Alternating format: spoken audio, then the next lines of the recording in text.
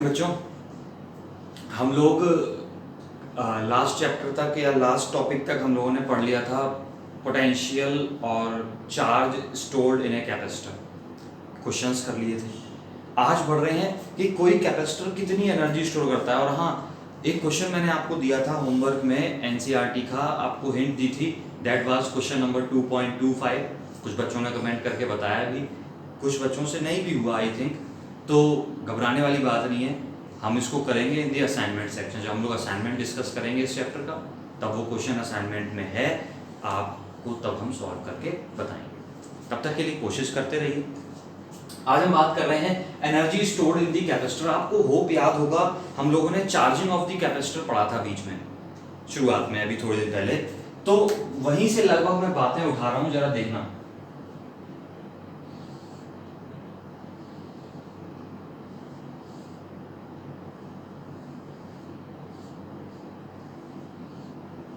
आपको शायद याद होगा, ये कुछ इस तरीके का सेटअप किया था हमने। ये एक बैटरी थी और ये एक कैपेसिटर था जो अभी फिलहाल अनचार्ज्ड था, इस पर कोई चार्ज नहीं था।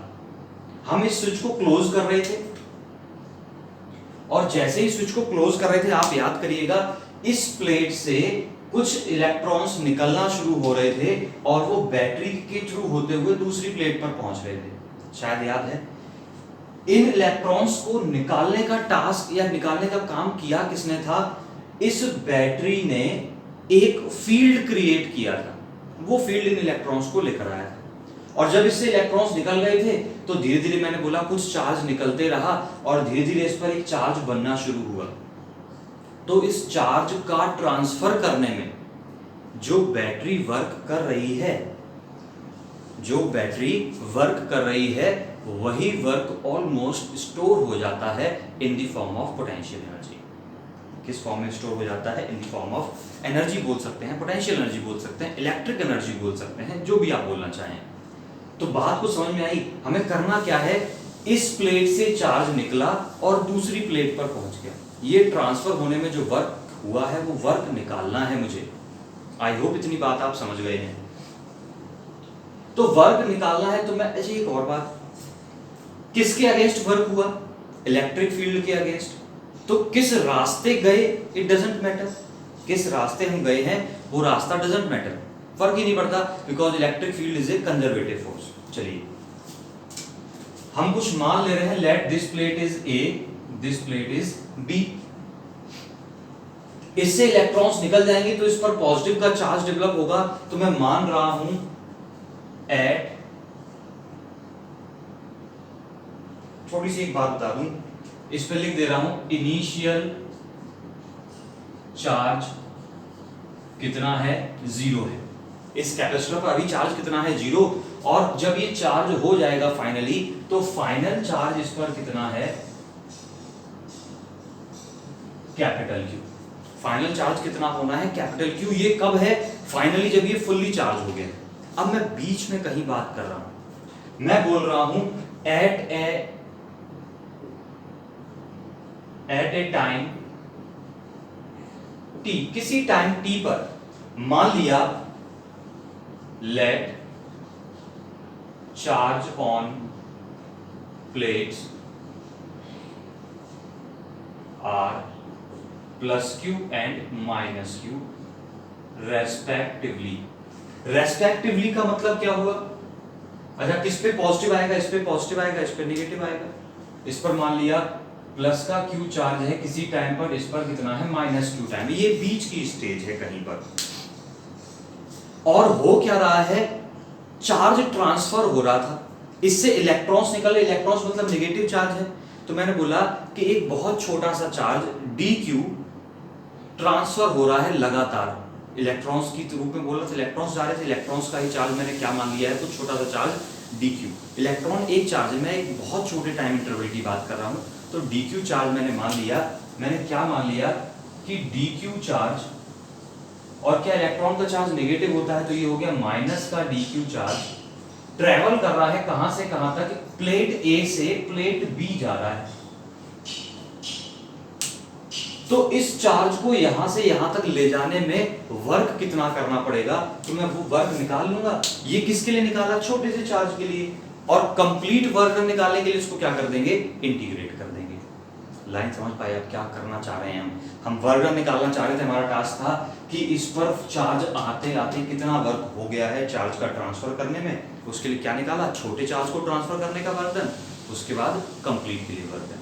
और ये प्रोसेस क्यों यूज की है इंटीग्रेशन वाली, आप समझ गए होंगे अब तक। चलिए, वर्क डन इन मूविंग कितना चार्ज, माइनस का D Q from A to B. A और बी क्या है, प्लेट्स हैं। तो छोटा सा work done W is equal to work done in moving a charge Q delta V। Work done कितना होता है Q डेल्टा V, तो चार्ज कितना है, क्या dQ है। पोटेंशियल डिफरेंस A और B की बात करेंगे, आपको शायद याद होगा फाइनल माइनस इनिशियल होता है, यही होता है final potential minus initial potential. अब यहां पर देखना, क्या B का पोटेंशियल कम है, बिकॉज B कौन से कनेक्टेड है, क्या नेगेटिव टर्मिनल से कनेक्टेड है, और A किससे कनेक्टेड है, पॉजिटिव से। तो क्या ये नेगेटिव हो गया पोटेंशियल, लाइन समझ पाए मैंने क्या बोला, फाइनल माइनस इनिशियल। और यहां पर V किसका पोटेंशियल है, हाई माइनस लो का ही तो दिया है V, तो लो माइनस हाई क्या हो गया, माइनस का V। ये दिख गया है, पोटेंशियल डिफरेंस कितना है, V पोटेंशियल डिफरेंस है। माइनस से माइनस कैंसिल हो गया, dW की वैल्यू निकल आती है मेरे पास dQ, और V क्या होता है, आपको एक गोल्डन फॉर्मूला पता होगा, C equals to Q upon delta V। तो V का मतलब Q अपॉन C, रख देता हूं dQ, पोटेंशियल का मतलब Q अपॉन C। आप पूछेंगे ऐसा क्यों किया, बिकॉज इंटीग्रेशन में एक टर्म Q का आ रहा है, तो पोटेंशियल में भी तो एक टर्म Q का आना चाहिए। एक और कंफ्यूजन वाली स्टेज आपके लिए, हाँ ये बताना जरूरी है, ये बताना बहुत जरूरी है आपके लिए। ये जो V की वैल्यू है, ये मैंने ये वाला V नहीं रखा है, ये डेल्टा V। अच्छा बहुत बड़ा कंफ्यूजन है, बोल दूं, ये जो V यहां पर लिखा है कुछ और लिख दे रहा हूं, चलिए V डैश लिख दे रहा हूं। V डैश क्यों लिख दिया है, बिकॉज जब मैंने इस कैपेसिटर के साथ बैटरी को कनेक्ट किया था, तो यहां पर पहले पोटेंशियल डिफरेंस 0 था, धीरे धीरे पोटेंशियल का डिफरेंस क्रिएट होने शुरू होगा, और जब ये फुल्ली चार्ज हो जाएगा तब कितना पोटेंशियल डिफरेंस हो जाएगा, कैपिटल V के इक्वल। लेकिन ये तो अभी कौन सी स्टेज चल रही थी, ये इंटरमीडिएट स्टेज चल रही है, यानी कि अभी इसका पोटेंशियल पूरा का पूरा वो नहीं हुआ है जो बैटरी का है, अभी थोड़ा सा कम है, ये कुछ मिली सेकेंड्स की ड्यूरेशन की बात है जो आपको याद होगा। तो ये Q अपॉन C किसकी वैल्यू हो गई, V डैश की वैल्यू हो गई। ये छोटा सा वर्क डन निकल कर आया। कंप्लीट वर्क डन की बात करेंगे, complete work done W is equal to, इसका क्या कर देंगे अपन, integration, that is integration Q upon C और dQ। C कांस्टेंट है इंटीग्रेशन के बाहर। लिमिट की बात करेंगे, किसके रिस्पेक्ट में इंटीग्रेशन हो रहा है, चार्ज के रिस्पेक्ट में। तो चार्ज पहले कितना था, 0 है, फाइनली कितना होना है, कैपिटल Q। तो लिमिट इज 0 से कैपिटल Q। एक लाइन और यहां पर बन सकती है, W is equal to C integration के बाहर आ गया 1 अपॉन C, Q का इंटीग्रेशन आप जानते हैं x का x स्क्वायर बाई 2, Q का Q स्क्वायर बाई 2। 2 क्या इधर लिख दें, लिमिट क्या लगी है हमारे पास, 0 से कैपिटल Q। आपको दिख गया होगा, यही जो वर्क डन है यही हमारा क्या कहलाता है, पोटेंशियल एनर्जी कहलाता है। तो पोटेंशियल एनर्जी मेरे पास कितनी बन गई है, U is equal to upper limit capital Q square, lower limit कितनी है 0, तो that is Q square divided by 2C। This is a golden formula, note down करके रखिएगा। U कितनी आ गई है, Q square upon 2C। Q is the charge on the capacitor, C is the capacitance. थोड़ा सा इसको मॉडिफाई कर सकते हैं, Q का हम फॉर्मूला जानते हैं, C डेल्टा V होता है, delta V is the potential difference. तो मैं रख रहा हूं Q की जगह C, पोटेंशियल डिफरेंस। अब फाइनली इसके पास जब चार्ज कैपिटल Q है तो पोटेंशियल डिफरेंस कितना हो गया होगा जो बैटरी का है, दैट इज V, Q की जगह CV, और उसका स्क्वायर कर रखा है हमने, तो C square V square upon 2c। आपको दिख रहा होगा c से c कैंसिल हो गया है, तो ये बन गया है हमारे पास u equals to half C V square. Confuse मत होना कि कौन सा यूज करना है, दोनों ही अपनी जगह सही है, ये मैं आपको सिखाऊंगा कौन सा यूज करना है। बट फिर भी अगर आप चाहें तो एक अपने दिमाग में सेट कर लीजिए। मुझे पर्सनली ये ज़्यादा अच्छा लगता है, आप अपनी अपनी चॉइस है, कोई सा भी यूज कर सकते हैं, ऐसा कोई रूल नहीं है, कोई कंफ्यूज मत होना। ये याद कर लेंगे अपन तो इससे सारे सॉल्व कर देंगे। चलिए यहाँ तक पहुंच गए हैं, कुछ नोट कर लिया है, इतना हटा रहा हूं, एक और फॉर्म इसकी बन जाएगी अभी।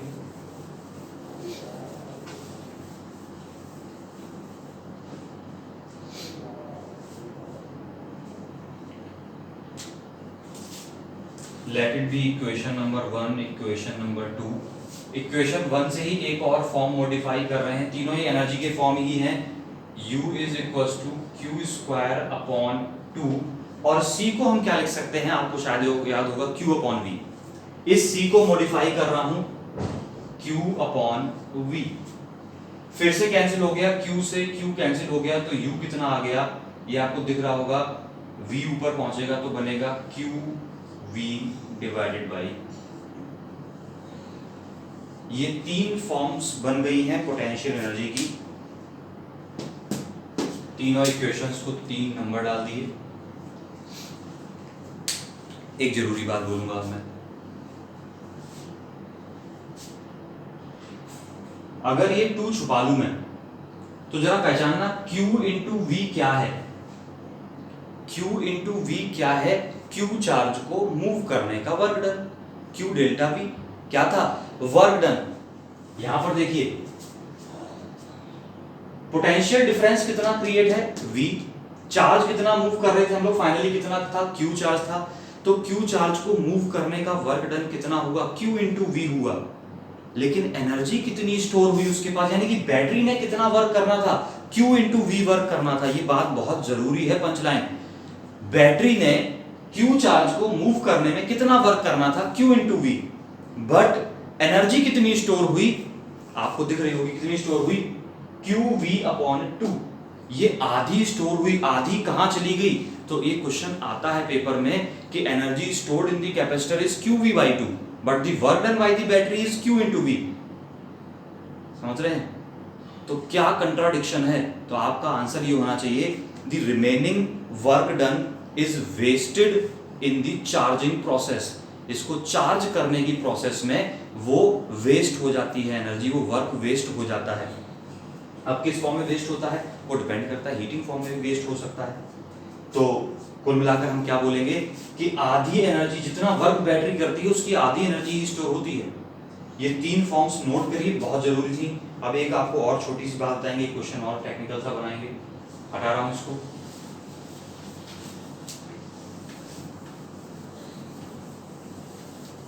ये डेरिवेशन पेपर में बहुत आता है, इंपॉर्टेंट डेरिवेशन है ये।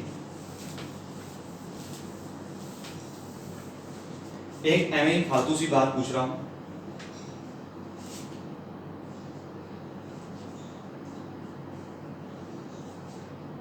Q एंड V का ग्राफ कैसा है, कोई बता सकता है आप में से कि Q और V के बीच का ग्राफ कैसा बनेगा। आप जब किसी ग्राफ की बात करते हैं तो उनके बीच का रिलेशन ढूंढते हैं, रिलेशन की बात करेंगे तो Q is equals to C into V होता है। रिलेशन जैसे ही पता चला तो आप ग्राफ की बात करेंगे, C कैसा है, कांस्टेंट है, तो Y इक्वल्स टू mx की फॉर्म से कंपेयर कर सकते हैं। तो मैं अगर ग्राफ बनाने की कोशिश करूं,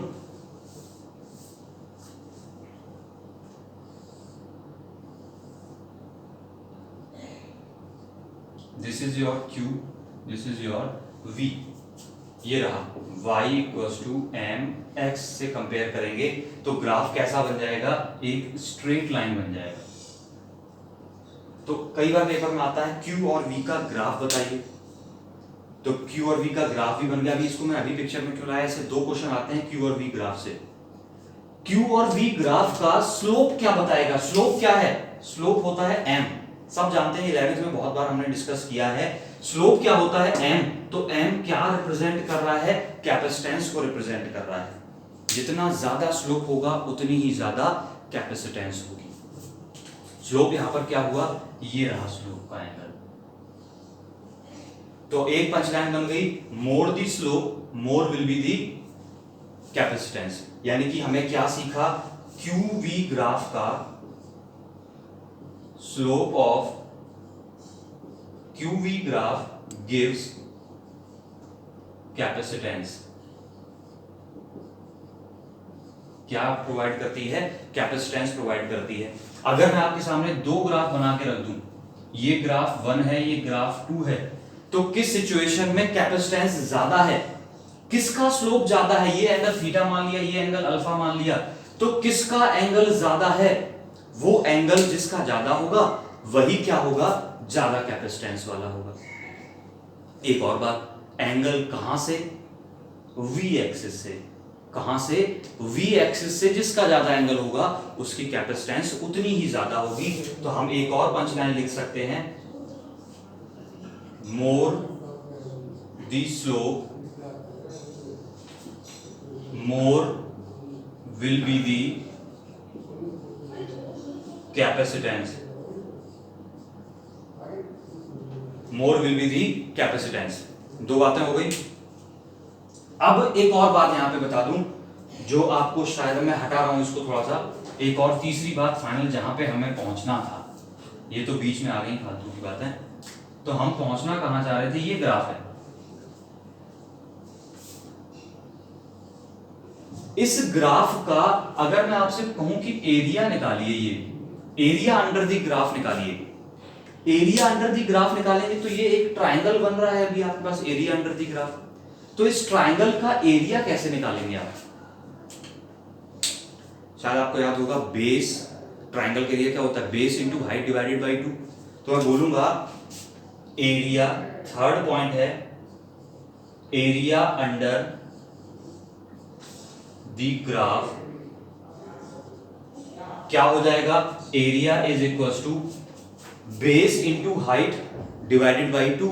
बेस क्या है हमारे पास, क्या बेस यानी कि पोटेंशियल है, बेस यानी कि पोटेंशियल, हाइट यानी कि चार्ज डिवाइडेड बाई 2। ये कुछ पहचाना हुआ लग रहा है क्या, QV बाई 2 पहचाना हुआ लग रहा है। अभी हमने सीखा था energy is the QV upon 2।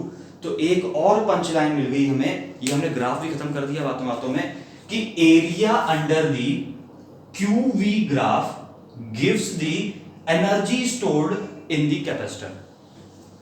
तो हमारे पास क्या पंच लाइन बन गई, एरिया अंडर द कौन सा ग्राफ,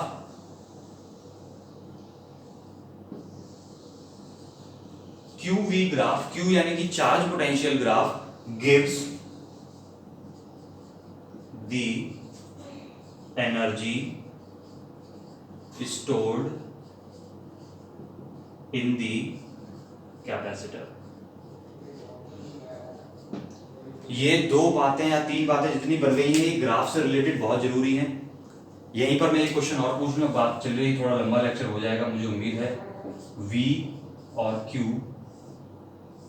ये ग्राफ 1 है, ये ग्राफ 2 है। आपका क्वेश्चन ये है कि किसकी कैपेसिटेंस ज्यादा है, 1 की या 2 की। क्वेश्चन सुन लिया है, किसकी कैपेसिटेंस ज्यादा है, आंसर जरूर दीजिएगा, 1 की या 2 की। अगर आपने पूरा लेक्चर सुना होगा तो आप आंसर दे पाएंगे। मैं इसको हटा रहा हूं, अब एक और बात आपसे शेयर करने जा रहा हूं, हटा रहा हूं इसको।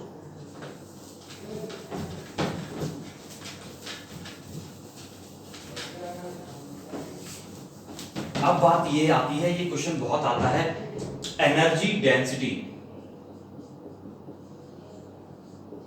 Energy density. एनर्जी डेंसिटी की बात आपसे करें तो बता दूं थोड़ा सा एक बार पहले तो दो बातें। ये अगर एक कैपेसिटर है, पैरेलल प्लेट कैपेसिटर है, प्लस Q माइनस Q, और इसके अक्रॉस एक पोटेंशियल रहता था डेल्टा V, और ये पैरेलल प्लेट कैपेसिटर्स के बीच की सेपरेशन अपन कितनी मानते हैं, D मानते हैं, शायद याद होगा। और इसमें जो प्लेट्स का एरिया है, उस प्लेट के एरिया को अपन A माना करते हैं, मानते थे। तो अब आपको बता दें, इस प्लेट्स के बीच में यहां पर रहता है इलेक्ट्रिक फील्ड। बाहर रहता है जीरो फील्ड, बीच में रहता है कुछ इलेक्ट्रिक फील्ड। तो ये जो एनर्जी है, एक बहुत बड़ा क्वेश्चन आता है पेपर में, बड़ा मतलब इंपॉर्टेंट क्वेश्चन है कि जो एनर्जी की हमने बात की है वो एनर्जी स्टोर कहाँ पर है, प्लेट्स पर है पहली वाली, या पॉजिटिव प्लेट पर, निगेटिव प्लेट पर, या कहाँ स्टोर्ड है। तो आंसर इज वो एनर्जी जो है वो इन प्लेट्स के बीच में स्टोर्ड है। यहाँ पर ये जो एरिया दिख रहा है ना, ये जो बीच का स्पेस दिख रहा है, ये एनर्जी स्टोर्ड कहाँ पर है, इस बीच के पोर्शन में स्टोर है। किसके फॉर्म में स्टोर है, इस फील्ड की फॉर्म में स्टोर है। क्वेश्चन सुन लेना, ये एनर्जी स्टोर कहां पर है, ये एनर्जी स्टोर है इस प्लेट्स के बीच में in the form of field. तो अब मेरा क्वेश्चन है, एनर्जी डेंसिटी बताइए, बीच का स्पेस है, क्या बीच के स्पेस को कुछ वॉल्यूम हो रहा होगा, जैसे कि ये एक पोर्शन बन गया है, एक थिक पोर्शन बन गया है, इसका कुछ वॉल्यूम होगा। तो एनर्जी डेंसिटी को डिफाइन कैसे किया गया, हम एनर्जी डेंसिटी को U for energy, D for density लगा दे रहे हैं, U डेंसिटी या एनर्जी डेंसिटी को डिफाइन किया गया energy per unit volume, energy per unit volume.